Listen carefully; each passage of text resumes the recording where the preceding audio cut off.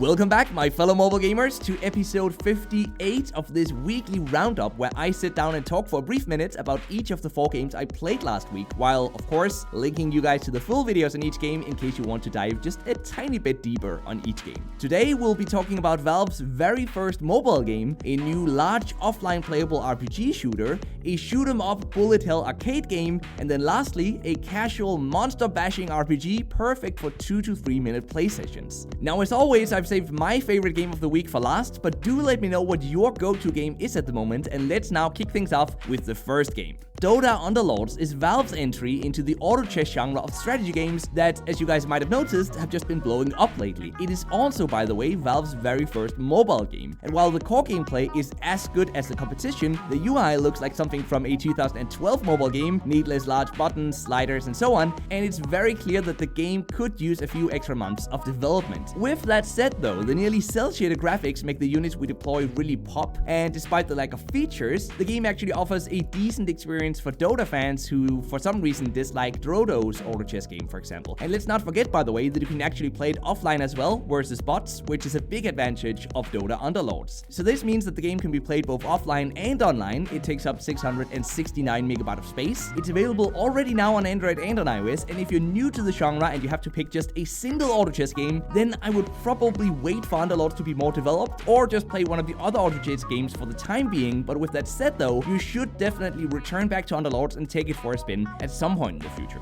Now, for this week's next game, it's nearly impossible to truly put a genre tag, at least a single tag, on Bad Extinction, but it lands somewhere in that RPG action shooter zone, and the gameplay is truly unique, offering one of the larger offline playable experiences of this kind on mobile. The game has us head into one of multiple areas that each have their maps randomly generated every time we enter, and then once we're there, our goal is to complete side missions to acquire gold and new weapons until we eventually uncover the main mission, and at the end, successfully escape, hopefully, before nighttime comes around and makes the monsters much stronger, even to the point that we're most likely gonna die if we haven't escaped already. Using a left side joystick, we control a group of soldiers as we explore each open world map, shooting manually or automatically at incoming enemies depending on our settings. Now, luckily, fortunately, the monetization focuses primarily on cosmetic items, although there are a few in-app purchases that give us extra backpack slots, auto gold and diamond pickup features, and extra grenade damage as well. The game is offline playable. It takes up only 177 megabytes of space. It's out on Android and on iOS, and if single player shooter RPGs is your jam, then Bad won't disappoint, so definitely go check it out.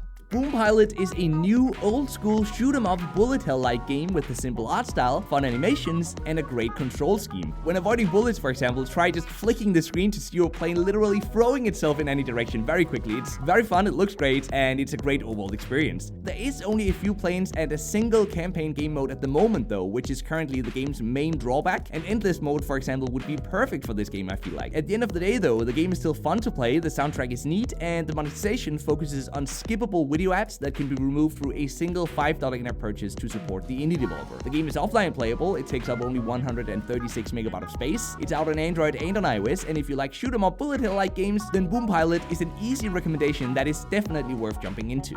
Micro RPG is a simple, casual RPG game with short 2 to 3 minute play sessions, but without sacrificing the feeling of actually playing an RPG, so that means there's plenty of monster bashing, loot gathering, and equipment enhancing. Now, what makes this game so casual and simple is that we control our character with just a single tap on the screen as we attempt to bash all monsters before they get to us using our 3 different weapons. The monetization is also perfectly relaxed with no energy system, no forced advertisements, and no real reason to buy any of the in-app purchases except to grow stronger a bit faster. The game can be played offline. It takes up only 114 megabytes of space. It's out on Android and in a beta version on iOS via test flight, and it's my favorite game of the week, not because of what's currently available, but because of where the indie developer might be able to take this game in the future. The core concept holds a lot of promise, and I'd love to see more of these types of games made for casual RPG players. So yes, definitely go check out this game if you like RPGs that can be played on the go. That's it for now, Nimble Squad. I hope you enjoyed the video and that you'll have a great rest of your day filled with mobile gaming goodness. And until next time, just keep gaming, stay awesome, and I'll see you guys around.